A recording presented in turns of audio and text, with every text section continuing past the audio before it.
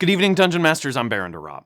If you're a newer DM who's only run adventure modules published by Wizards of the Coast, your monocultural exposure to WotC adventure writing has likely taught you some bad habits. By being aware of how these published modules might have subconsciously affected your game preparation and dungeon mastering style, you'll be more able to dodge the pitfalls these modules teach while doing session prep for your own homebrewed games in the future. In a nutshell, you can't expect someone to develop improv skills by teaching them to read a book. Imagine reading an all-too-long section of block text, only for one of your players to ask a question about that text which isn't covered by the following DM note. Despite the block text being there to help you, you have to make up something anyway. Moreover, it's unreasonable to expect an adventure module to cover every possible question the players may have in any given situation. So if the module therefore must implicitly expect a DM to improv, why did the module set us up to read 600 words of structured dialogue anyway?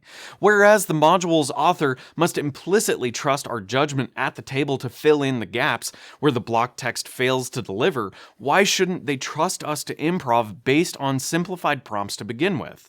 Just as an entire improv comedy bit can be conjured up with a few lines of plucky ideas from the audience, we don't need more than a handful of short bullet points to state the goings-on of a wilderness location or to add colorful explanations to the dungeon room's description.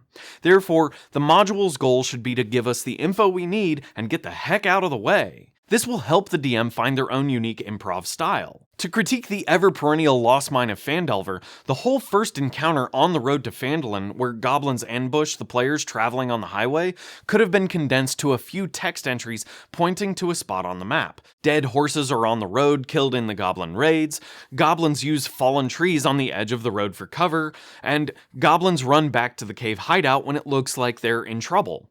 These notes would have been enough to get any DM up and running. Additionally, doing this for each room on the Cragmaw Cave map could have reduced the booklet's front 8 pages to a single-page spread, combining the ambush encounter and nearby wilderness area with the Goblin's Cave hideaway.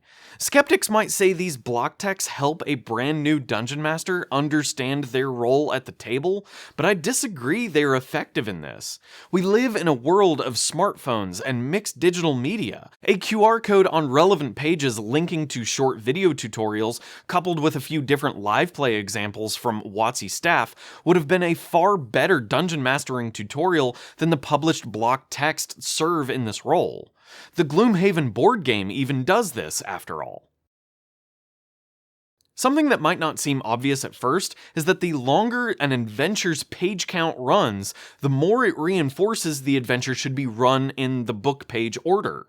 This is, if not at the very least, to avoid flipping back and forth from page to page.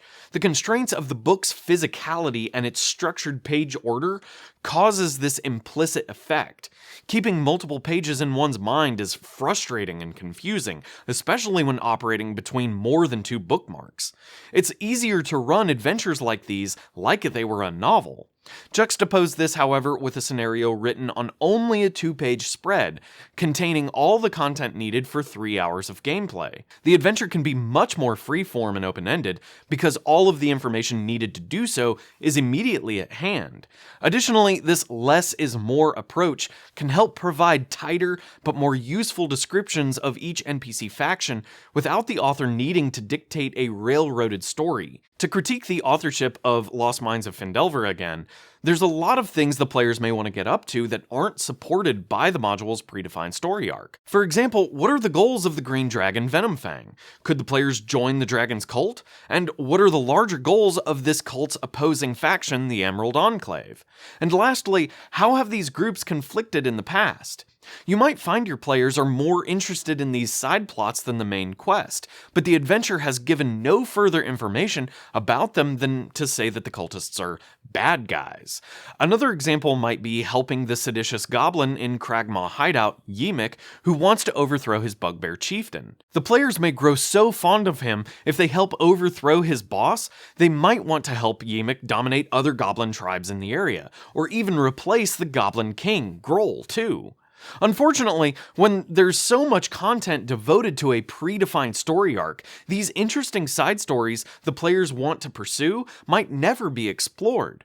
Doing anything but the presented path isn't feasible without tons of reading between the lines.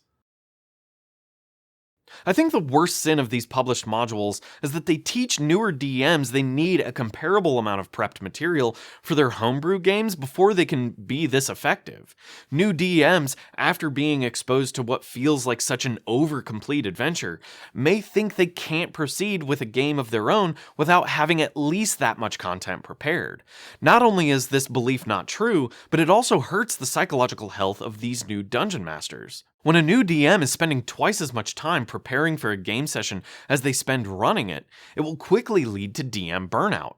People talk about having a healthy work-life balance, but what about a healthy prep-play balance? Ideally, DMs shouldn't want to spend more time prepping for a session than one of their players spends rolling up a new character. So how does one unlearn all of these WotC implied habits? For starters, try running a few one-shot modules published by Tri-Limit Adventures, link in the description. Each adventure is constrained to a 2-page spread and gives the Dungeon Master just enough info to run the session effectively. You'll have to look up monster stat blocks or roll up some treasure, but that's a minor lift compared to reading an entire WotC published adventures chapter. When running adventures like this, take note as the players create their own story right in front of you, and you, as the Dungeon Master, take a backseat to that story's development. Remember, it's your job to provide the plot, but it's the player's job to provide the story. Thanks for watching, Dungeon Masters, and until next time, good night.